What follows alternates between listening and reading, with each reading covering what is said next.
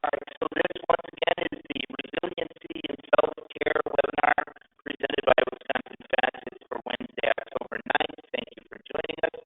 We are pleased to have as our presenter Robin Matthias from DHS.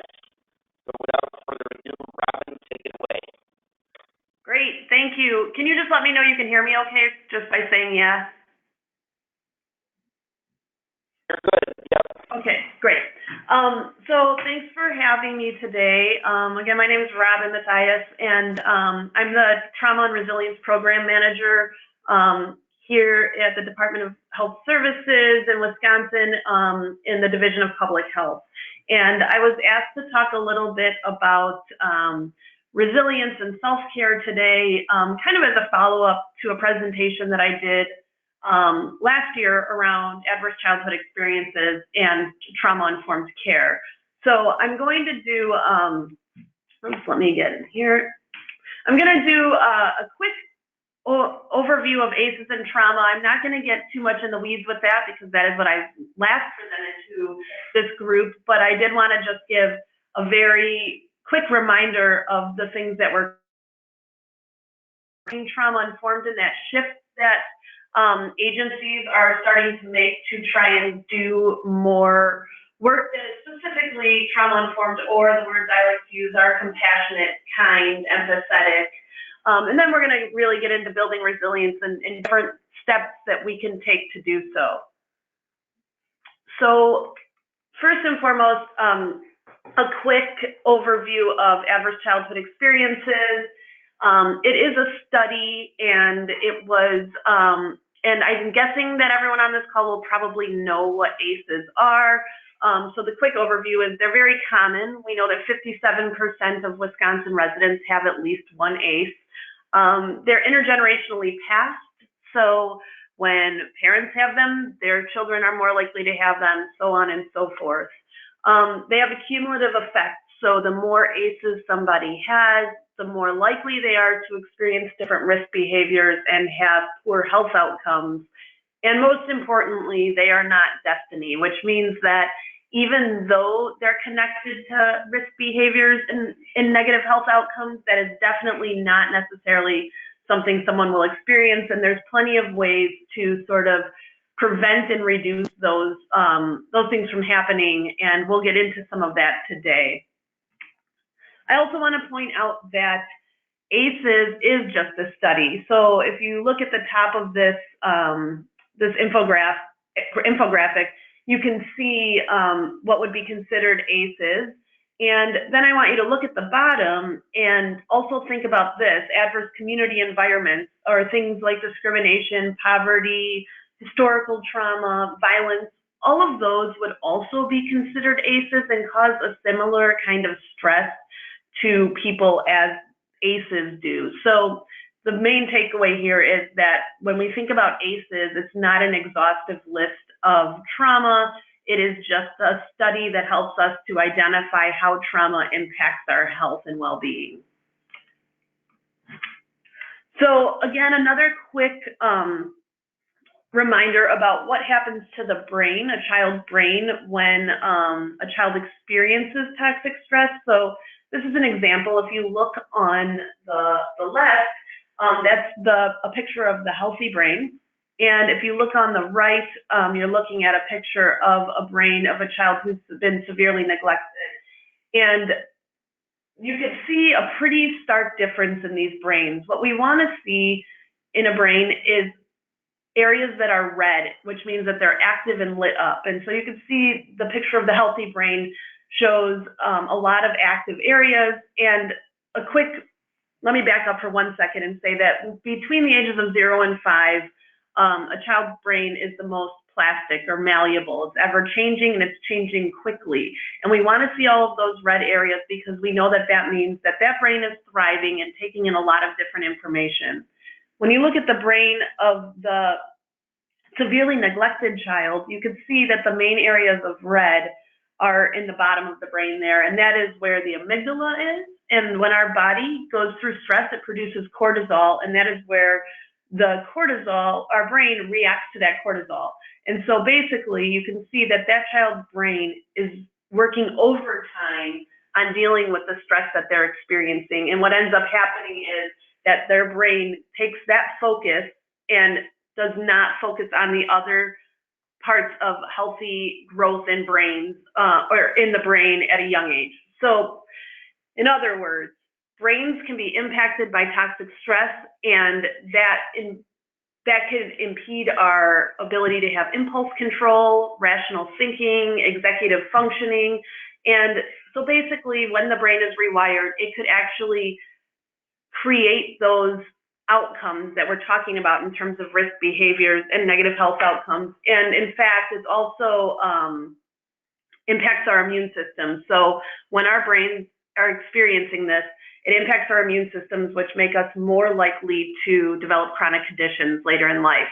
The good news, though, is that the brain can be rewired, and there's some really great work going on, even in our backyard in Madison at the Center for Healthy Minds. Richard Davidson's doing some really great work on looking at both the brains of children who've experienced extreme trauma, but also of vets who've come back from combat and are experiencing PTSD symptoms, seeing that their brains look pretty similar, and working on different mindfulness techniques to help to rewire the brain.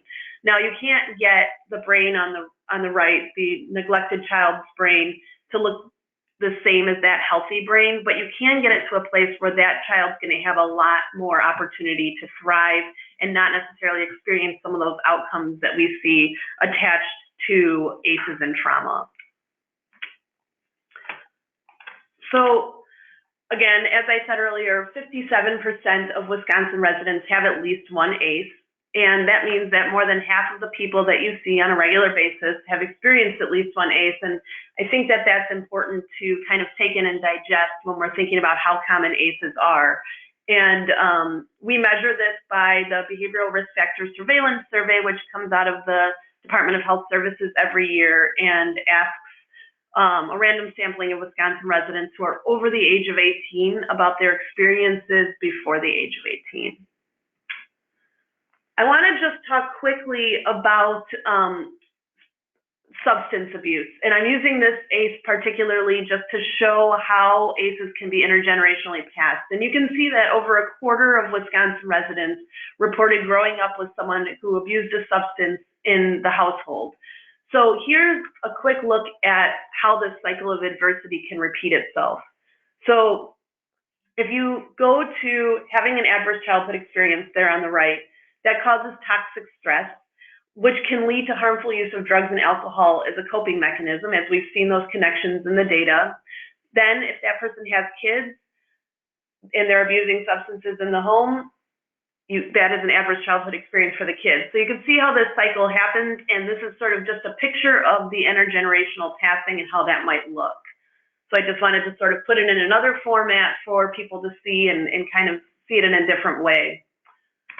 So that is a very quick recap of ACEs. I did not want to spend much time talking about that today, but I do want to talk a little bit about being trauma-informed, and then, like I said, we're going to move into building resilience and some steps we can take. So I showed a video last time I gave this presentation, and if I can show it again, we'll see if I have ease to showing it. I'm going to. I think it's a great video. If you've already seen it, you can get something else out of it every time, but it'll lead into the discussion we're about to have. So let's see if this works.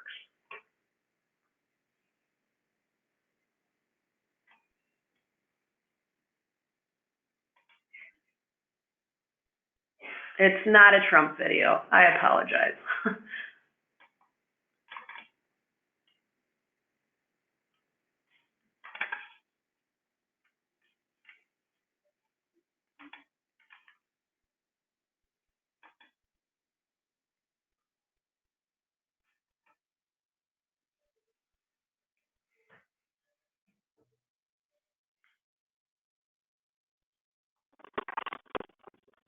Robin, are your computer speakers on? Yeah, do you not hear it? I do not. It's just music, and it's pretty quiet music. I'm sorry? No mic. Okay. It's just, it honestly, if they don't hear it, it's okay. It's just music. I'm gonna start it again, but it should be fine even if they can't hear it, but I'll try and shift the sound.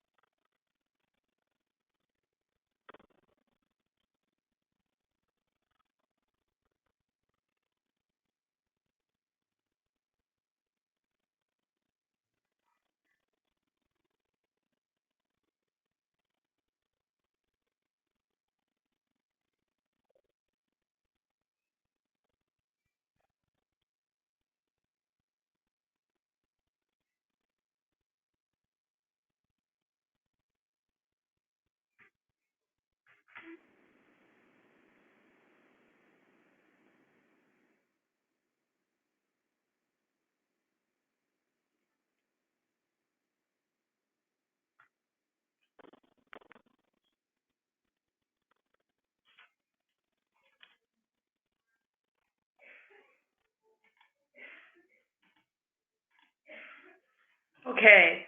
Can you hear me again? Yep. Okay, great. So again, some of you may have seen that video before. In fact, it's got something like 4 million hits, and I would bet that 2 million of them come from Wisconsin alone. So But I show it because I think it really does a good job of explaining how we really just don't know what people are walking through life with. And this might be particular to a hospital, but in any given situation that we're in our agencies, in the work that we're doing with clients, we don't know all of what's going on for them. We only know what we can either see or the little bit of information that we're provided.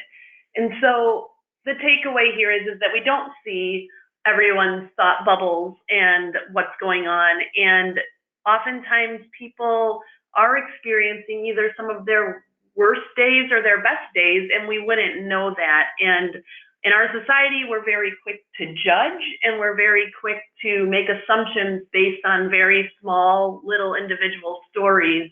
And I would propose a different tactic, and that would be really thinking more about having universal precautions. So in other words, just making the assumption that everyone has gone through or is going through something and treating them the way that you would treat someone who was. And that way it really means that we're shifting from being judgmental to being more compassionate and kind. And when I say being judgmental, I don't mean that as an accusation. We all are implicitly judgmental. It just means that that is sort of how we've been socialized to think, and it's important to think critically about stepping outside of that. So there's this shift that happens when we think about being trauma-informed, and the paradigm shift that happens is this idea of moving from what's wrong with you, which is this idea of judgment. What's wrong with you that you're behaving that way? What's wrong with you that you have a problem with a substance, to what happened to you. So really getting more to the cause.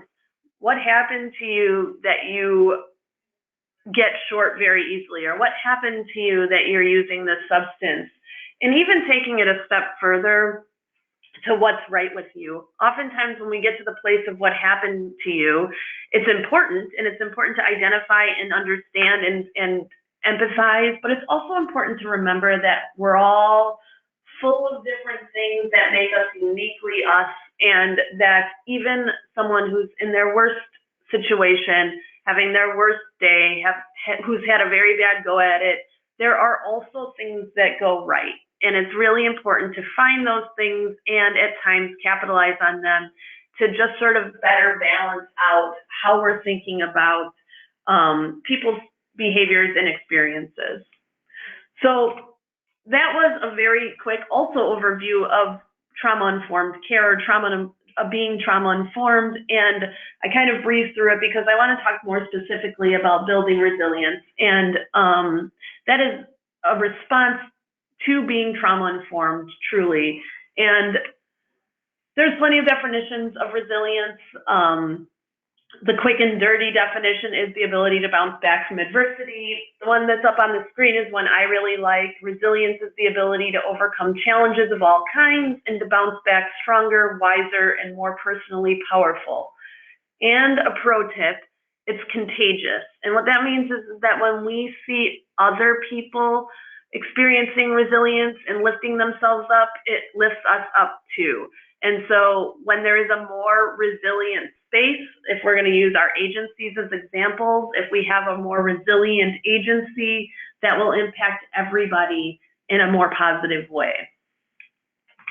So here's some suggestions on how, oftentimes when we talk about being trauma-informed or resilience, we have these grand ideas of, all you have to do is become a trauma-informed agency and then all things will go well, or all you have to do is build resilience, and then we leave conversations about it with no action steps on how to do such things. So I'm going to give you some quick and easy ideas of things that you can incorporate into your day-to-day life, and they might not be all one size fits all, but it's things that you can start thinking about to help build your own resilience, and in turn, this will help you just overall being more positive, also more productive, and also will have an impact on the folks that you work with and in your personal lives as well.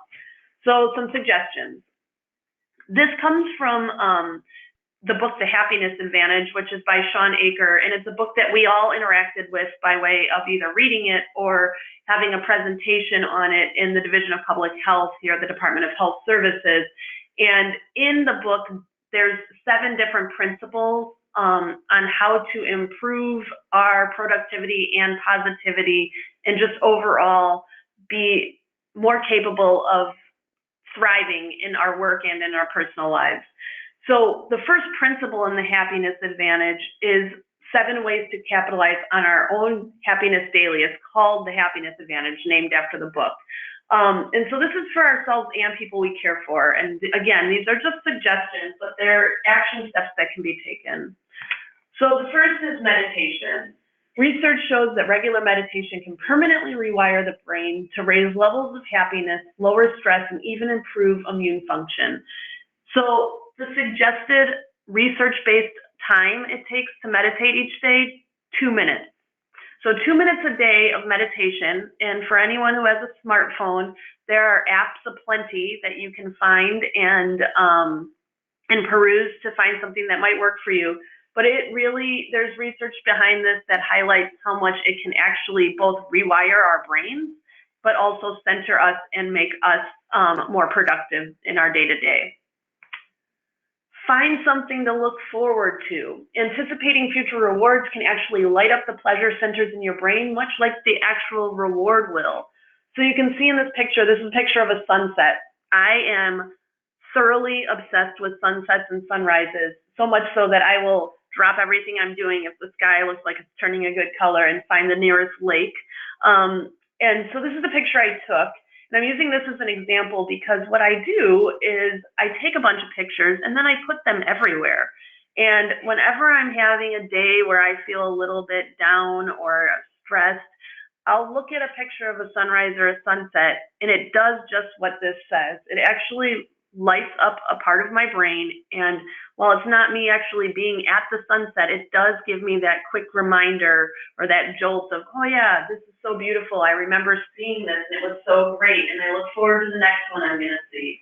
So think of something that might be for you and how you might incorporate that into your day-to-day.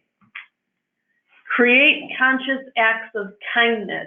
So the key word here is conscious, and that means that we are doing it deliberately. And what happens when we do acts of kindness for other people? It benefits them and it benefits us. And I'm going to give you an example. Normally, I'm used to giving this presentation in person, so bear with me. I'm not going to be able to ask everyone to raise their hand on this, but normally I say, raise your hand if you've ever been on a bus.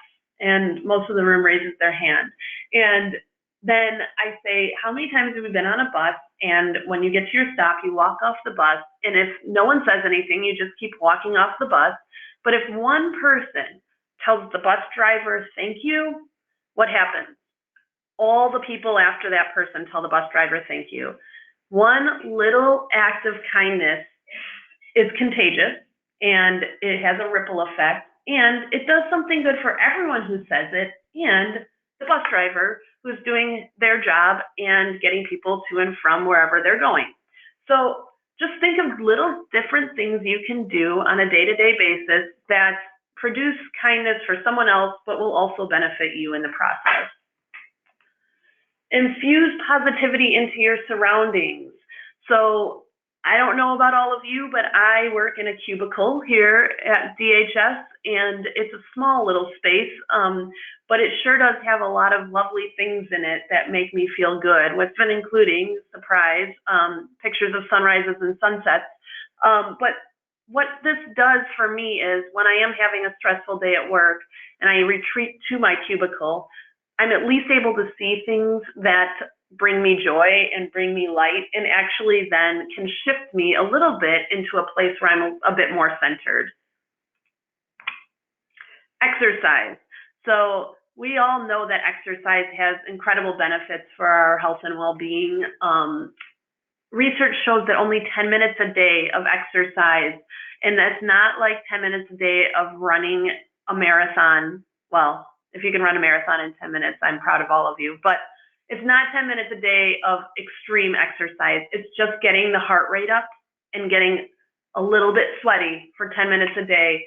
And those endorphins do wonders for us, and in general, just really, really create a more positive environment for our brains to exist in. So 10 minutes a day.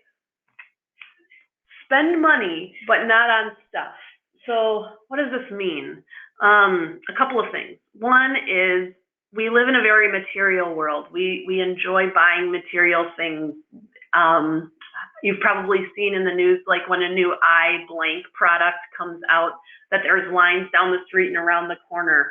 And it's okay to buy things, obviously, especially if you have the means to do so. But there is a lot of research that supports that if we spend money on things that create memories, especially with other people, that has much longer lasting impact on us than buying material things. So when thinking about what you're purchasing or what you're saving, think about how would you create those memories. And another part of this is spending money on charity. So on a cause that you care about that benefits the cause that you care about, as well as you're doing something good for an agency or an organization that is meaningful to you. So again, just a suggestion. Finally, exercise a signature strength. So you can see here a bunch of pool balls, and my secret is that I'm a pool shark, and I am oddly good at pool. And sometimes when I'm having a really bad day, I will go and play a game or two of pool. And it's mainly because I enjoy it and I'm good at it, but also sometimes, and this is my own little bit of joy, if I'm playing pool or if I ask someone else to play pool, specifically usually a man, I win, and they're shocked that a woman just beat them. But the takeaway here is that I remind myself of something that I'm really good at, that I enjoy, and then I get a tiny bit of joy about surprisingly beating someone in pool who thinks that they're going to beat me. So the real takeaway, though, is think of a signature strength that you have, that you enjoy, that can benefit you, especially in times of stress or sadness or whatever it is that might be negatively impacting you, and how can you integrate that more into your day-to-day. So one of the things that we've done at the Division of Public Health are 21-day challenges, and research shows that it takes 21 days to form a habit. And here's some suggestions of things that you can do. Journaling. So journaling every day, 2 to 3 sentences about something that went well in your day. Meditation, we already talked about that, 2 minutes of meditation a day. Exercise, and we also talked about that, 10 minutes of exercise a day. So the most time that any of these take are 10 minutes and down from there. So, and then a gratitude journal, and that could be writing down 3 things you're grateful for every day. Again, for 21 days, as that iteration has science behind it saying that if you do something for that long, it will be easier to repeat moving forward. So I want to give an example of myself. When I first heard about 21-day challenges, this was a few years ago, I was like, okay, I'll try one. And I wasn't feeling very confident in my ability to maintain. So I decided to do a gratitude journal. And I wrote in my journal for approximately 3 days and instantly gave up and said, nope, this isn't for me. And thought, yep, I'm not a candidate for a 21-day challenge. But then I decided to try again, and I decided to try and set myself up for success. So I got a journal that I liked a lot, and I taped a picture of a sunrise on it. So go figure. And I put it on my bedside table, and I have a lamp on my bedside table. I got it all set up and decided I was going to try and write 3 things that I was grateful for before bed. So I got into bed each night and I started doing this. And what it forced me to do was to start to think about things that were positive I don't know about all of you, but I'm one of those people that when I get into bed, I am a ruminator, and I ruminate on all the things that are stressing me out and what could I have done differently, or what do I need to get done that I don't have enough time to do. That would happen night after night after night for me and during my entire teenage life on to adulthood. So this forced me to start thinking about things that were more positive. And I each night thought of 3 things that I was grateful for. And over time, I realized that I went to sleep with less stress and I was able to focus on something different, which actually helped improve my sleep habits. And I kind of can't believe I'm even saying this, but other than a couple of weeks maybe, I've been doing it for 3 years now. So it's really, really benefited my life. And again, I was the last person that anyone probably would have thought to complete a 21-day challenge. And 3 years later, I'm journaling, and I have a ton of journals that are full of things that I've been grateful for. And to be very clear, it doesn't have to be like I'm grateful for something truly significant. It might be I'm grateful for tacos that I had for dinner tonight. So just little things. So I have one more example, and it goes back to these acts of kindness. So I'm going to tell a quick story. This is my friend Scotty in this picture, and he is from Chicago. I'm from Chicago as well, and he is as goofy as he looks in this picture. Scotty is he's a goofy guy, and he is fun to be around and always sort of the life of the party. And Scotty goes to work every day, and in Chicago we have transportation called the L train, and probably some or most of you have heard of the L train, but Scotty took the L train to work every day. And he'd walk to the train stop and take the Red Line train to work. And so one day Scotty was walking to the train stop and he got mugged, and he got beat up pretty bad. And that goofy guy that we see there, he kind of lost some of his luster and had a dark cloud over his head. It was really sad to see, and this cheerful guy was not so cheerful. He was vulnerable, he was scared, and we all tried to cheer him up, and we were having a hard time figuring out the best way to do so. So Scotty still went to work every day, and he still went on the train. And one day, Scotty was walking to the train, and he stopped in front of the train stop. There's newspaper stands, and he grabbed the newspaper and he got on the train, and he made a paper hat out of the newspaper and put it on his head on the train. And then he decided he should probably make one more, and he made one more and handed it to the person next to him, who put it on their head. And they rode to work silently that morning. The next morning, Scotty walks to work, or walks to the train stop, stops at the newspaper stand, gets a newspaper, puts it on his head. After he makes a paper hat, puts it on his head, makes a couple more and hands it to the people next to him, and they put it on their heads. This happened day after day after day.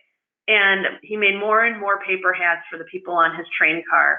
And it kind of caught some momentum in Chicago and got a lot of news, and people called Scotty the paper hat guy, and he had a little fame attached to him.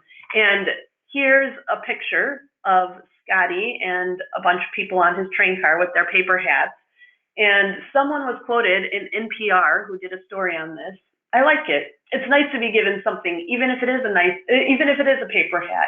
And it's nice to have a thought that follows you the rest of the day and simply brightens it. So what happened here was, in his own goofy way, Scotty started doing an act of kindness for people on his train, and people loved it. People wanted to be on that train car. And in the process, that dark cloud lifted off of Scotty's head, and he became the happy guy that we know him to be and is still to today. So the takeaway is that acts of kindness for 21 days in a row will improve your outcomes as well as people around you. So always a good idea to think of how to incorporate those into our life more. And Scotty's paper hat story is just one example.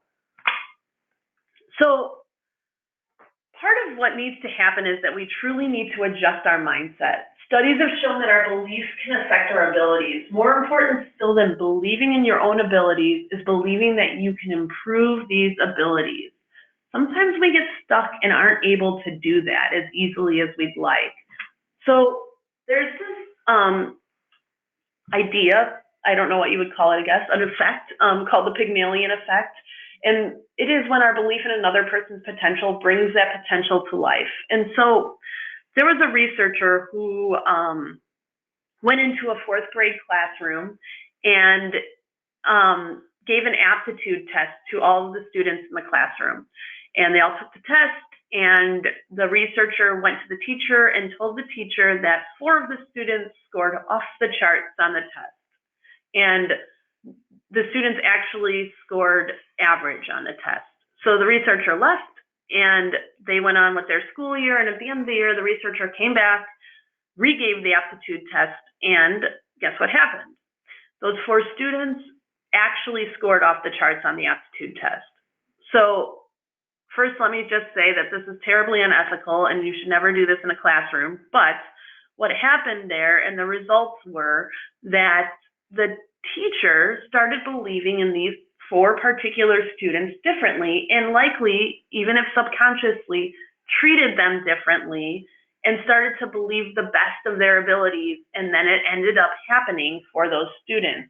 And we all have the ability to do this for people in our lives and for people that we interact with regularly, that especially if there's someone that really, really is hard to be around for you, if you start to focus more on the things that make them a good person, the things that they contribute, their positive attributes, not only will you start to see them more, but they'll actually start to show them more. So it's a phenomenon, and it's amazing, and we all have the ability to do it, and it is a way to start to move away from negativity and more towards the positive side of things.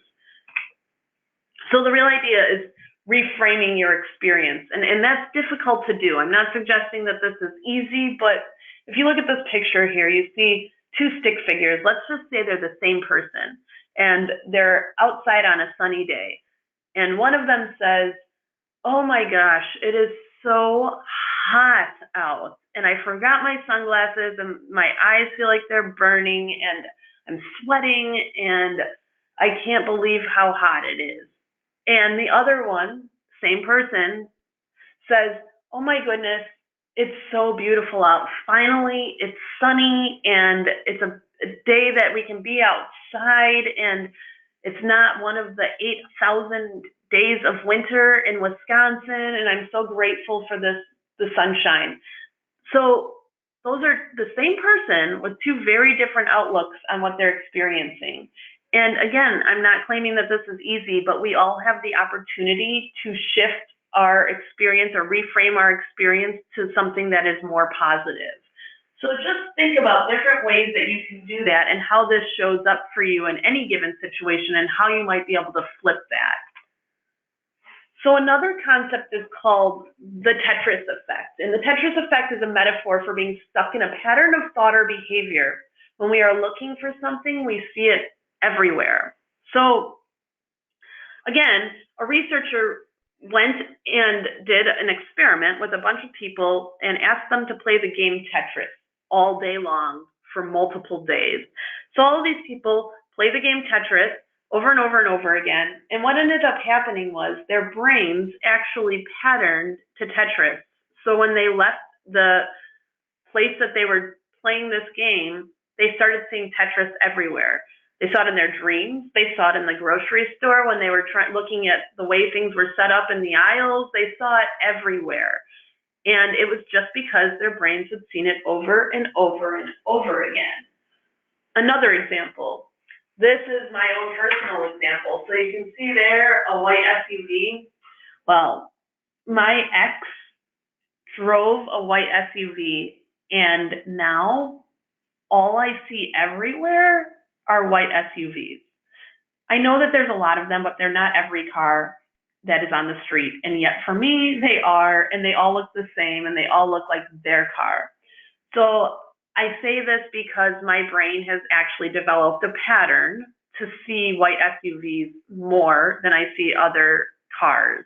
And the reason I bring all of this up of the brain patterning is that we often see the negative and get stuck in it. So when you look at this picture here, I'm sure that at any given time, any of us have been in a meeting that looks like this. Okay, I'm sensing a lot of negativity. When you're in a meeting that looks like this, when one person starts complaining, the whole room can loop into that and actually shift the meeting to just talking about the different things that are going wrong. And oftentimes you'll even see the one-upping, like, oh, you think that's bad? Guess what happened to me today? And so how do we flip that? Our brains are focused on the negative. We are socialized to focus on the negative, and there's even evidence that suggests that it takes 3 to 6 positive experiences to take away one negative experience. And what that means is we're always operating in a deficit. And so in order to start to shift that at all, we really have to be conscious of how we're putting more positivity into our world. And that is not easy, but we all can play a role in doing that and starting to shift not only our experience, but people's experiences around us, because we don't want to be in those meetings and have them just take over and then typically even move throughout the rest of your day. So the real idea is flipping from the negative to the positive and figuring out different strategies and tactics to doing that. This not only will benefit you and provide you a certain amount of self-care, and you can do this by incorporating any of the things I suggested earlier, but it will also just generally make your day-to-day easier and the people's day-to-day around you easier. And when people start seeing this, they start to emulate it. We have rolled this out in the Division of Public Health here and have seen quite a shift in the way that people interact with each other and in sort of the positivity of our space now. And I'm not saying it's perfect. We still have things that we have to work on, but this definitely, focusing on this and engaging in this has really changed our atmosphere here in the Division of Public Health. So I want to tell one more story. This guy here, that's Curtis. I used to work with him in Chicago. I worked at the Illinois Institute of Technology. And Curtis worked for our food service agency there, and he was a dishwasher. Usually there you could see he's cutting turkey for an event that they had. So Curtis, the dishwasher, and I think the reason I keep saying dishwasher is because if we think about maybe one of the worst jobs that could happen, it would probably be that of a dishwasher at a university or at a college where students are not really too thoughtful about how they eat and what their dishes look like. And so when we had different events that would happen at school that we would sign up for, everyone was invited to sign up. And Curtis always signed up, and he was always the top on the list. And he would sign up, Curtis, I love my job, Wilson. And when he introduced himself to other people, he introduced himself as, hey, I'm Curtis, I love my job. And people started to catch on. They were like, this dishwasher, Curtis, he constantly signs up for things and shows up for things, but also constantly talks about loving his job. And the thing was, he was always smiling, always so friendly, and people got to know him as Curtis, I love my job. And I bring this up because I remember being kind of baffled by it all when I worked there, thinking, how is this guy doing this? You know, I mean, I had a very different job than Curtis, and it was hard for me to sometimes say, I'm Robin and I love my job. But Curtis was doing it all the time, and he was able to shift his perspective on things, to reframe his experience. And I have no doubt in my mind that Curtis loved his job. And he loved being where he was, and he made the best of whatever his situation was, even if it was washing the dishes of a bunch of college students. So I use that as an example in how I move through my day-to-day at work. And on the toughest days, I just have to remind myself that I love my job and find the things that I'm thankful for and grateful for in my job in order to continue moving forward. And I can always go back to Curtis and remember his strategy and the way that he did things. And it's always stuck with me, and maybe it will stick with you as well moving forward. So I know that we're not all together and I don't have you in a room with me, but I encourage you to grab a pen and paper if you have one near you and write something down you can do today or next week or next month or next year to incorporate some of this into your day to day. And the reason I tell you to write it down is when we write things down, we're much more likely to actually do them. So if you can't write it down because you don't have a pen and paper, that's okay, but maybe write it down as soon as you get near a pen and paper. So just take a minute or two to just write one thing down that you could do at any given time to incorporate some of what I just shared into your day to day.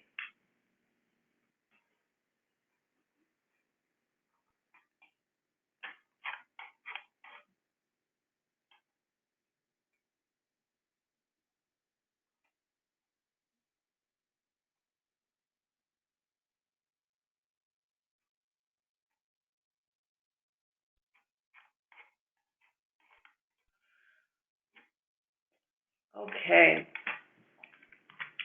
So now we will have some time for questions if anyone has them. If you're able to type them in, Matthew, that might be helpful so I can just hear you or see it, and if I can't hear you well.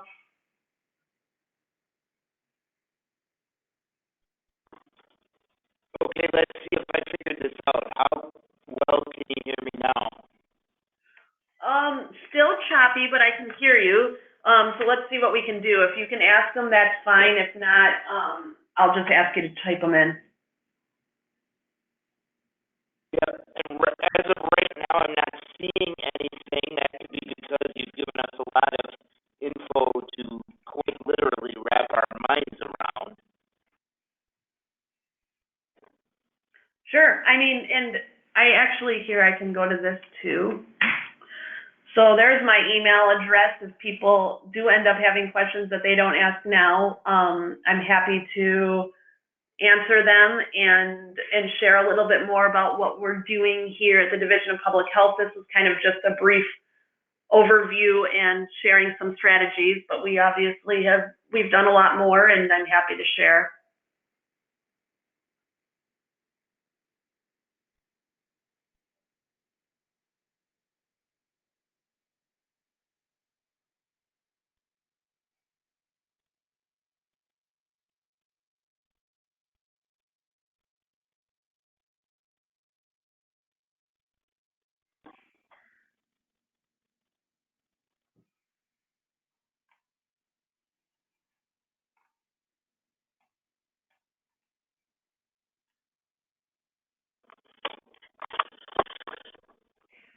Robin, I'm about to type one in for you.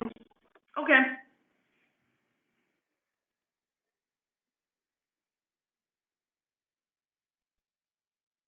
You can ask it if you want, Matthew. I might be able to hear you. Okay, can you give examples of specific 21-day challenges? Yeah. So I gave a few when I was talking, doing the journaling or the gratitude journal or the meditation or exercise. There's been people that I work with. We did these. A lot of people did these in the Division of Public Health. There was someone who did gratitudes with their family during dinner, and they would have everyone share what they were grateful for. And they had young kids, and one day she forgot to do it, and the kids were like, Mom, share the gratitude. So there's an example. There was someone who wore their gym clothes to bed so that when they got up in the morning, they would be ready to work out. There's people who have decided to read for 10 minutes a day, just something that they enjoy, just to be able to start incorporating that back into their day-to-day. So there's all of those examples. It's really anything that benefits you. There was one point where I gave up drinking Diet Coke for 21 days, and I haven't drank it in years now. So there's that too.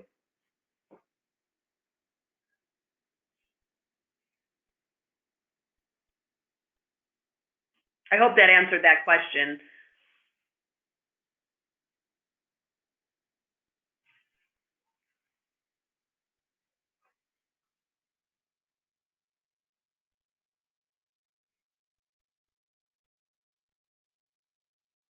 She says, yes, thanks, great examples. Thank you.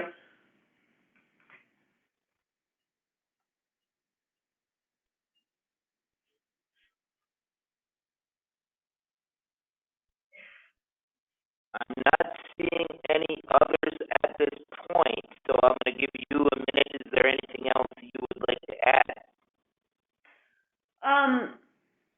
Not, well, I guess I would just say that, all of this stuff I make it sound relatively easy when I present it, but it's not all that easy, and it takes work to start to shift ourselves to a place of finding that positivity and really starting to focus our energy more there.